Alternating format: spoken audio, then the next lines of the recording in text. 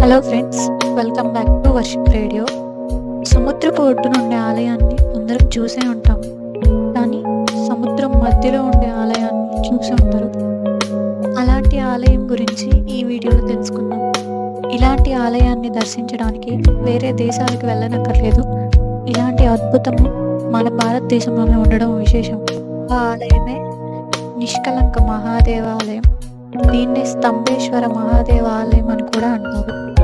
ఈ ఆలయం మనకి గుజరాత్లోని భావ్నగర్ దగ్గర కొలియాక్ అనే నగరంలో ఉంది. ఈ ఆలయంలో మొత్తం మనం 5 లింగాలు చూడొచ్చు. కురుక్షేత్ర యుద్ధం తర్వాత పాండవులు స్థాపించిన శివలింగం ఇందులో ఒకటి. ఈ ఆలయాన్ని భక్తులు సందర్శించేందుకు వీలుగా సముద్రం ప్రతిరోజు కొన్ని గంటలు వెనక్కి వెళ్తుంది. రోజువారీ తిథులను బట్టి ఆ సమయంలో నీళ్లు వెనక్కి వెళ్తూ ఉంటాయి. ఈ పౌర్ణమి, అమావాస్య ఇలాంటి తిథులలో ఒక్కొక్క సమయంలో ఒక్కొక్క విధిగా సముద్రం వెనక్కి వెళ్తూ ఉంటుంది. ఈ ఆలయానికి స్కంద పురాణంలో ఒక కథ చెప్పబడి ఉంది. కార్తికేయుడు తారకాసురుడిని సంహరించాడన్న విషయం అందరికీ తెలిసిందే. కానీ తారకాసురుడు రాక్షసుడే కావచ్చు, కానీ శివభక్తుడు.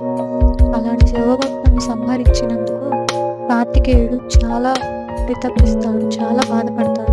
ఇప్పుడు విష్ణుమూర్తి శివభక్తి పట్ల జరిగిన అపచారం శివపూజతో తొలగిపోవునని సెలవిస్తాడు. ఇప్పుడు కార్తికేయుడు దేవతల శిల్పి అయిన విశ్వకర్మ చేత 3 శివలింగాలను చెక్కించి వాటిని పూజిస్తాడు.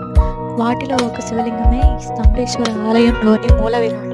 కార్తికేయుడు ఇక్కడ శివలింగాన్ని పూజించి సర్వదోషాల నుంచి విముక్తుడైనట్లే ఈ లింగాన్ని దర్శించుకున్న వారు కూడా తెలిసి తెలియక చేసిన పాపాల నుంచి విముక్తి పొందుతారని ఒక నమ్మకం.